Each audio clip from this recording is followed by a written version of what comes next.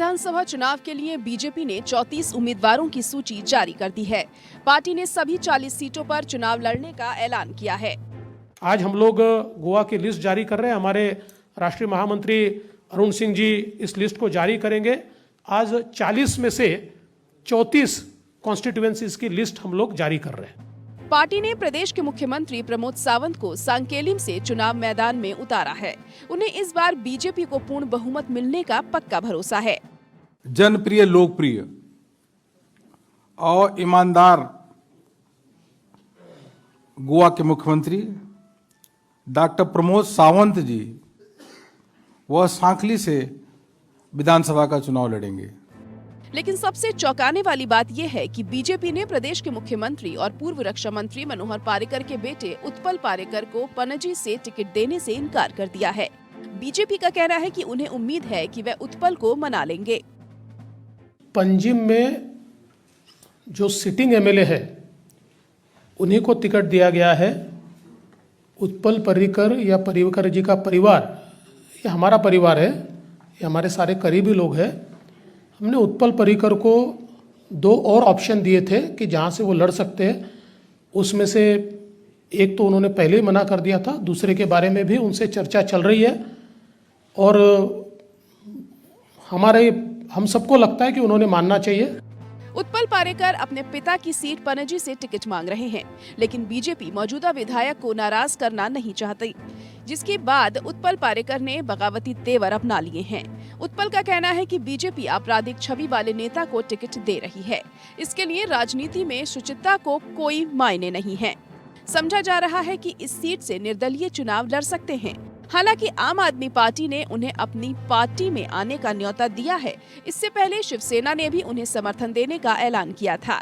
वहीं बीजेपी विधायक विल्फ्रेड डिसूजा ने पार्टी से इस्तीफा दे दिया है।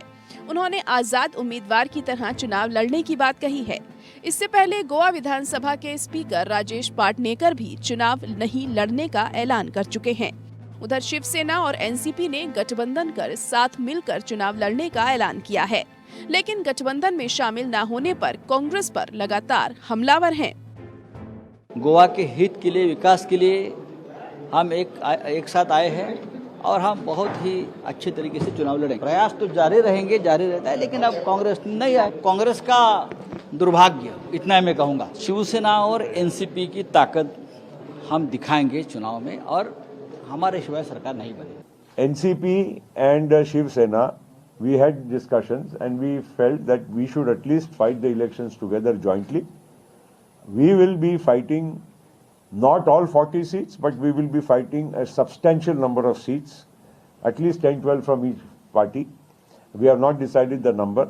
We can assure you that with our combined forces, we will be able to put up a very respectable and a formidable fight in this coming Goa election.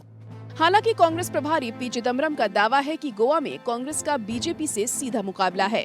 Congress Goa forward party से मिलकर चुनाव लड़ रही है। गोवा फॉरवर्ड पार्टी का प्रदेश में खासा असर बताया जाता है, लेकिन गोवा में आम आदमी पार्टी भी पूरा दमखम लगा रही है। आपने अमित पालेकर को मुख्यमंत्री पद का चेहरा बनाया है। पालेकर सेंटा क्रूज से चुनाव लड़ेंगे। अमित पालेकर भंडारी समुदाय से हैं। इनकी गोवा में 30 से 40% आबादी है। बावजूद इसके 60 साल में सिर्फ 2.5 साल के लिए भंडारी समुदाय का मुख्यमंत्री बन सका है। वहीं टीएमसी भी पूरा जोर लगा रही है। कांग्रेस से आए सांसद लुजिन्हो फ्लेरियो को टीएमसी ने चुनावी मैदान में उतार दिया है। टीएमसी यहां महाराष्ट्रवादी गौमांतक पार्टी से मिलकर चुनाव लड़ रही है। यहां कांग्रेस, बीजेपी के अलावा टीएमसी, आम आदमी पार्टी और एनसीपी शिवसेना गठबंधन की वजह से पंचकोणीय मुकाबला हो गया है। Bureau report, APN।